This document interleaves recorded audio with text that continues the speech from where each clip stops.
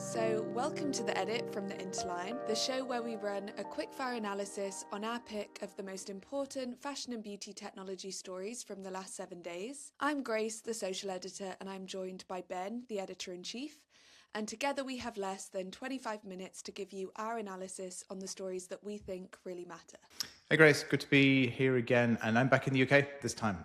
So anyone who's watching this on video will see my typical background. Weirdly, I'm going away again on Saturday for a few days, but I will be back in time for the next of these. So yeah, good to be here. Good to be back on domestic soil. Let's go. The first story this week concerns what might be a bit of a milestone legal case for agentic commerce. So, Amazon previously filed to prevent Perplexity from allowing its Comet agentic browser to search and buy things from Amazon on users' behalf. So, Amazon were making the claim that Perplexity had committed a federal hacking crime under the CFAA, so Computer Fraud and Abuse Act, accusing them of covertly accessing private Amazon customer accounts. However, it's also worth noting that we can also assume that the claim stems from Amazon's effort to prevent Comet from overtaking its own agentic AI, Rufus. So the new ruling says that it was the user, not the agent, accessing Amazon's website. And this was because the agent was running in the user's browser under their command. So Perplexity's servers were simply receiving what the user sends. So this story does seem to show that we are in this significant inflection point with AI shopping. So what do you think of this, and what's really going on here, do you think? There's a couple of things going on. The biggest one is I've never met anybody who actually uses an agentic browser for shopping. I'm sure they exist, otherwise these companies wouldn't keep making them. But Comet, OpenAI's version, I think it's called Atlas. Did that get retired? Anyway, there was a whole push for a while towards the idea that AI would live where your tabs live, and that you would interact with an LLM as the kind of primary layer in your browser. I think since the prevailing sentiment in the state of the art has moved on a little bit to where it's more likely that people interact with Claude or OpenAI's Codex or like an agent harness like Hermes or something, and that then drives either their the browser they already have open, or that it drives like a headless version that happens in the background. So this is a weird case in that it is a momentous decision in principle, but it applies to a use case that I think is really rare and really sparse, and I don't think is going to become the prevailing use case. But the interesting part of it is, so it was always a weird avenue to go after Perplexity here for hacking, essentially, for going after computer fraud and abuse. What was really at issue, I think, was the question of whether automated browsing, browsers that are, whether the user is requested for it to happen or not, the browser is taking action under its own steam. And to retailers, to websites and so on, that looks like bot traffic, and it looks like automated traffic. We see this at the Interline. Like there is a mess of automated traffic that breaks down into like big format, wide format scraping, crawling, and then this kind of user-directed agentic side of things. Now, the interesting ruling here is to say that they're basically saying this does not constitute that kind of bot traffic, because what is actually happening here is that an AI agent is going out and taking action on behalf of a shopper who has directed it to do something, and that is functionally and legally equivalent to the shopper taking the same actions. Now, you correctly called out, I think, that Amazon have their own AI built into the Amazon website, to the Amazon app, which is Rufus. Amazon also have a deep and abiding interest in not giving away a lot of information. They would prefer to capture things in the other direction. And I think the concern is that as more of this agentic stuff takes place, more of the route between the consumer and the retailer gets disintermediated a little bit. Like the consumer, you are not actively sitting there and sifting through Amazon's catalog. It's being done for you. And Amazon would like you to sift through their catalog because that's a chance to upsell you and everything else. This makes it part of this bigger conversation about, is the rise of ChatGPT and the billion users or what have you there going to reduce the amount of time that people spend interacting with retailers? It takes us back to the conversation you and I had, I think either last week or the week before, about like Daydream and so on being offered up as a service to retailers instead of going through dedicated apps. It seems like there is something shifting here and something happening. It's shifting in a place that I think is maybe less consequential than the legal part of it would suggest, just because behaviorally, I don't use agentic browsers and I never really have. It never really took root. And I'm going to guess you don't either. No, I don't. Well, there we go. Let's see what happens on that one. So the second story is actually about AI again, but I still wanted to talk about it because we've just published the AI Report 2026. And really interestingly, some of the findings in our report actually have a lot of things in common with a piece that we saw from Mark Bain at the Business of Fashion. So Mark's piece was called "The Reasons Your AI Investments Aren't Paying Off." And basically the article explains how fashion brands could get a better return on investment on AI if they first got a better grip on their internal data.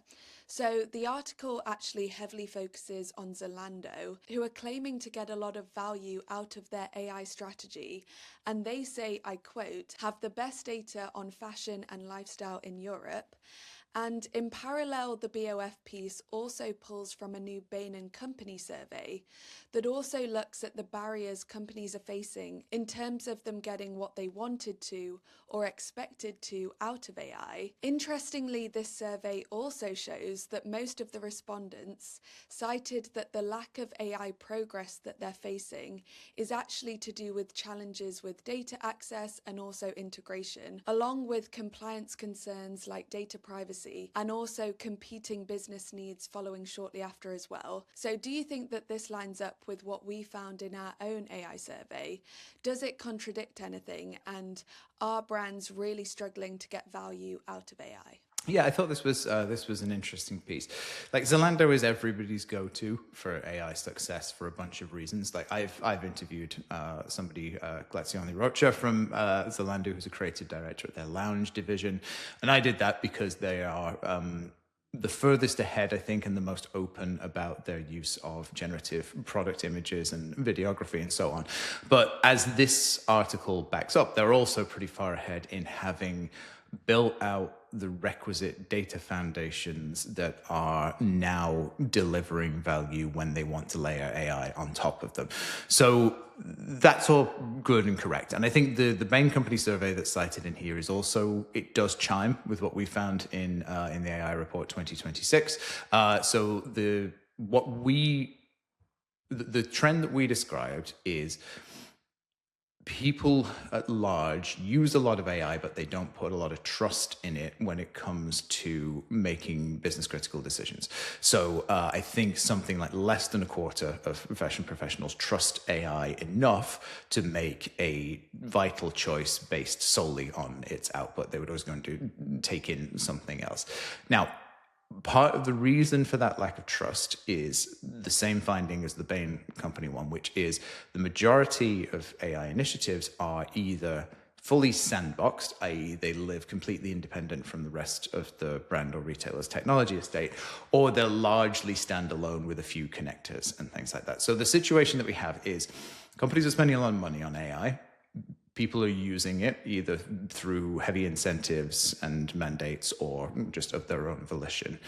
People don't trust it because they don't believe they're going to get accurate answers from it. They would get accurate answers from it, or at least they're far more likely to if they connected it to their wider technology estate, right? If you connected your AI chatbot of choice through API, CLI, MCP to your PLM, your ERP, your CRM, your supplier management, any of these systems, it would then have context and grounding to give you answers that you could build trust in, and then over time that trust behavior would compound.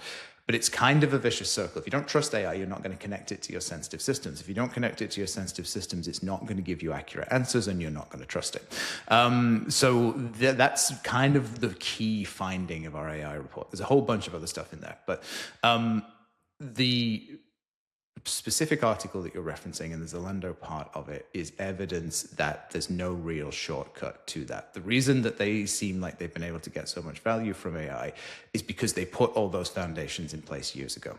You cannot just go and do it now and then hope to shortcut that trust.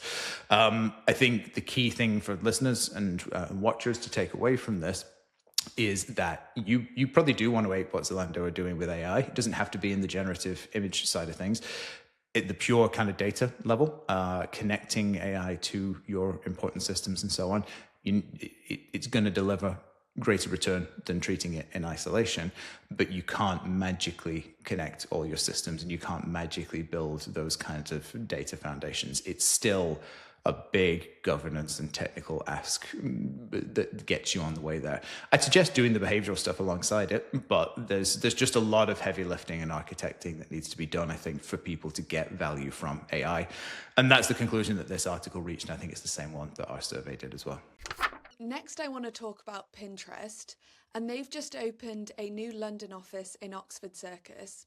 And what stood out to me about this story and this news is that it feels like Pinterest is really doubling down on its mission to turn inspiration into actual purchases. So we have already seen really successful retail partnerships from Pinterest. For example, they partnered with Primark, and Pinterest reportedly contributed to a 115% uplift in store purchases for Primark. They also had really similar results from H&M as well. Now, with regards to the new office, Pinterest's VP of International, Greg Owens, said that this marks retail entering a new era where AI, visual discovery, and physical stores blend seamlessly. And he also described Pinterest as a digital shop window as well, which was really interesting. Now, Pinterest isn't the only platform moving in this direction. More and more social platforms are investing in features that actually help customers move seamlessly from discovery to purchase. So my question to you is, do you think every social platform is becoming a shopping platform? And what do you think that this shift means for brands trying to connect with customers and drive sales through digital content? So the first thing I'll say is you're more of a social media person than I am, and you also live in London. So this story is in your backyard in two respects.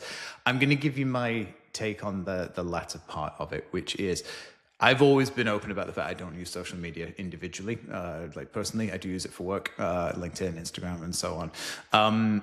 It's very clear that every social channel is becoming a transactional channel first and foremost.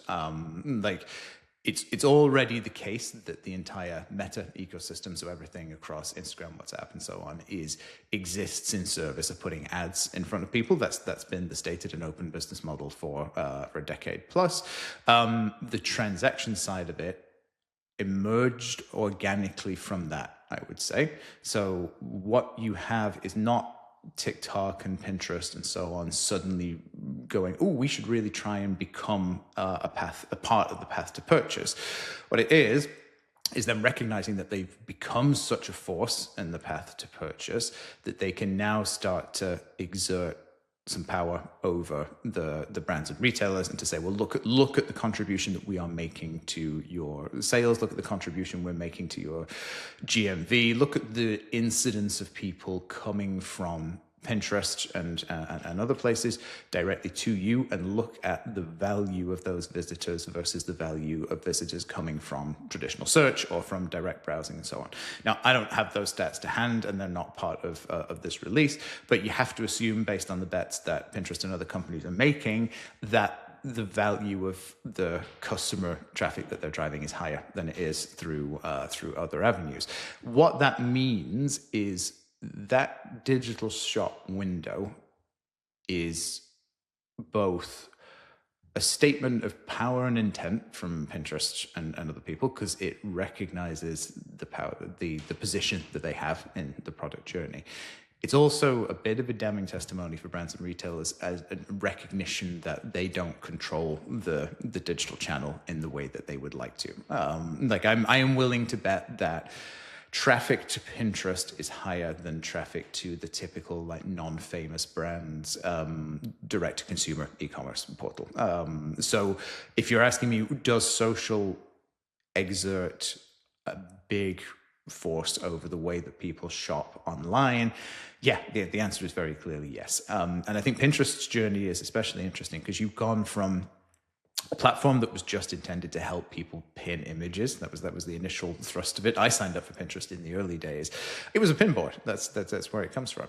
Over time, it's leaned much more heavily into kind of curation and influencers and people kind of assembling collections and assortments and ideas and things from there.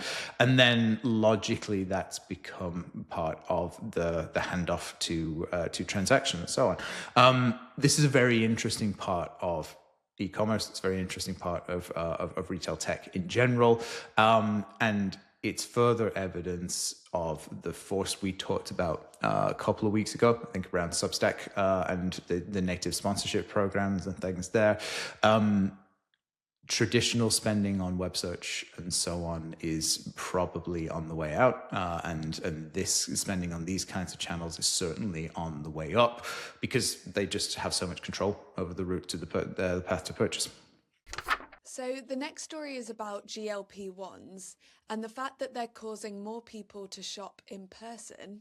So this was covered a lot in the headlines this week, but I was looking at one piece from Reuters and they were explaining that about 11% of Americans are on GLP-1 weight loss drugs. And with their new bodies, many are inclined to try on clothes in person to try and figure out what styles fit their new size. The piece goes on to say that with this change in shopping habits, it means that many fashion retailers are going to need to reevaluate things like the sizes they carry, the dressing room setups, and also the styling services they offer. So from a fashion tech perspective, do you think something like virtual try-on could bridge this gap?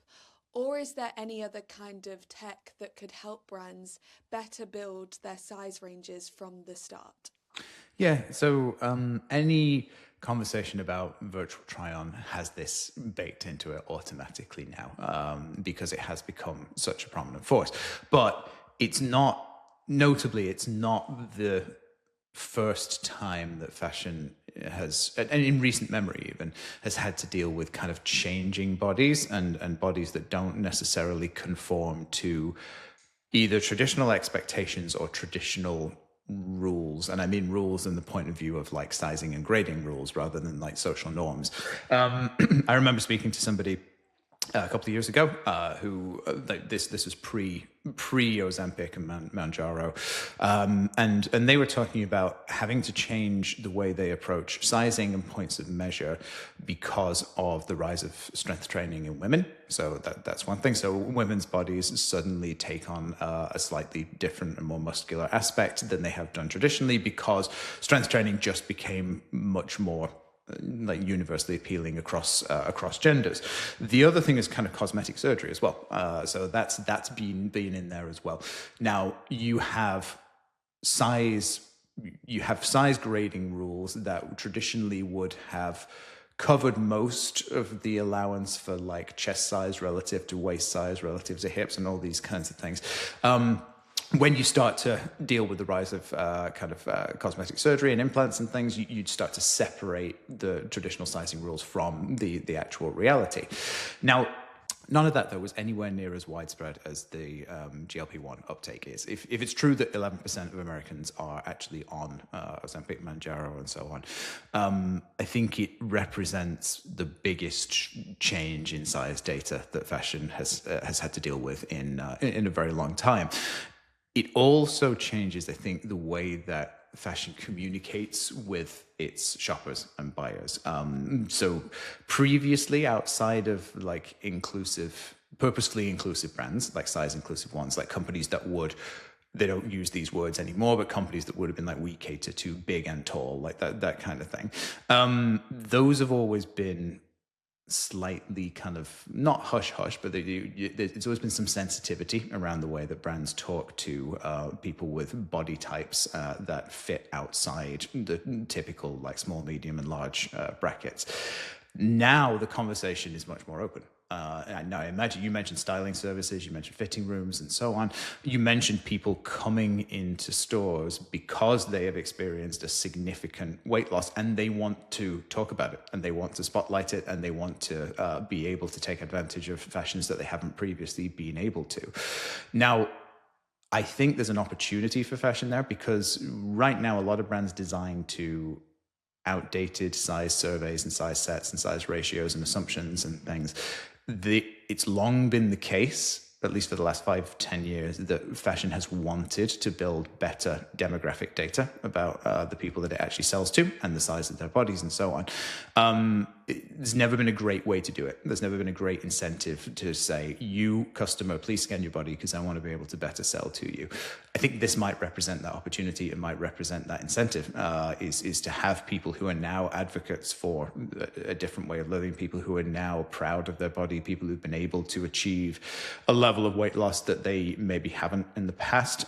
They're much more willing to have these conversations. And you can have those conversations in store around fitting. You can have those conversations online, remotely, in store, in a bunch of different places around capturing more granular and more current and contemporaneous data around the size of your actual target demographic.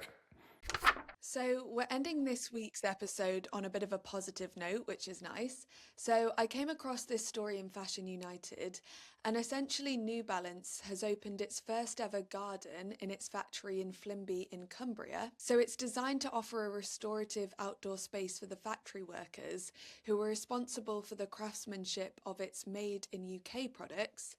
Additionally, the garden has also been conceived as this restorative environment where employees can step away from the production floor and spend time immersed in nature. Now, this isn't a typical story that you hear about fashion factories, but do you think we are going to start to see more of this, especially if more brands start to try to showcase their commitment to craft? Or is it just evidence of how differently companies treat their workers closer to home versus further away? It is a nice story, so I'm going to try not to be my usual cynic. Now, I will always commend New Balance for their Made in UK and Made in US strategy because I went to a talk once here in Manchester, actually, from some of the folks behind the New Balance Made in UK thing. They are very candid about the fact that you can buy footwear made overseas, or you can buy the same footwear. It's not always 100% equivalent in colorways and stuff, but the platforms, the uppers, the materials are the same, the construction techniques and things are the same. They're always very candid about the fact that you can buy a version of that made overseas, or you can buy a version of it made domestically, either in the UK or the US, and it's more expensive. I don't have an exact barometer, but it's something like £100 on top of the price of the version that's made offshore. Now, I like the candor of that. I always have done. I always like the idea of them saying, this is what it costs to do this thing close to home. And if you make that investment, you are making it because you believe in domestic production, either for because you work in the supply chain and you think it's interesting, either because you are somebody with some measure of kind of national pride, or more likely, because you want to support transition away from a more exploitative kind of model of production that happens globally. It's been harder, though, to then be able to kind of measure what your £100 did.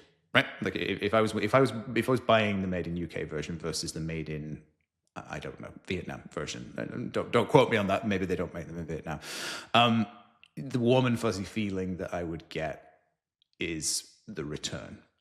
Now, when you see stories like this, you start to go, okay, this is what that buys. If I spend on made in country, I am spending on improving the quality of life measurably of the people who made the products that I now wear. And that's a good loop, right? That's the kind of loop that leads to more domestic manufacturing, more domestic purchasing, and so on. To put my cynic's hat back on for a minute, the reason this is a story is because there ain't no gardens in Vietnam or Bangladesh, like restorative gardens, as it were. If you go work in a legal office, you go work somewhere else, if you go work in a profession where this kind of worker safety, worker well-being, and everything is standard. This isn't a press release. This isn't a story. It's just because it's assumed, right? The quality of life of the people who work in those kind of knowledge sectors and so on is considered to be good enough that this would not make the news. The quality of life and the well-being of your typical garment, footwear, accessories, supply chain worker is bad enough that the deviations from the norm of this type are newsworthy. Now, I don't want to play down the effort involved here. I think this is a very nice story. I think it's a good effort from New Balance, and I think their strategy in general is great. I think it's one of those things where we're only talking about it because the plight of the typical garment worker is sufficiently poor that you need some good news in this area. So yeah, I'm trying not to end us on a downer. So yeah, good news, nice restorative garden. Let's think on that. Amazing. That's all the stories this week. Perfect, Grace. Good to chat to you as always. Just going to final thing, I'm just going to encourage folks listening to this, if you don't already, tune in on Thursdays for the one-to-one interview shows that I do as well. At the moment, those are not video. They're going to become video sometime in the near future. They're audio only. They're longer format than this. They're typically like twice as long. We go to sort of 45, 55 minutes and so on. We've got some really interesting ones coming up. We're covering kind of the legal elements of AI. We're covering web native 3D digital product creation. We're covering consumer protection and buy now, pay later. We get on some interesting folks like CEOs and so on. And if you like the kind of conversations that Grace and I have, which I do love having, I do love this new format, and you're looking for something longer, just make sure you're coming back here on Thursdays as well as Tuesdays.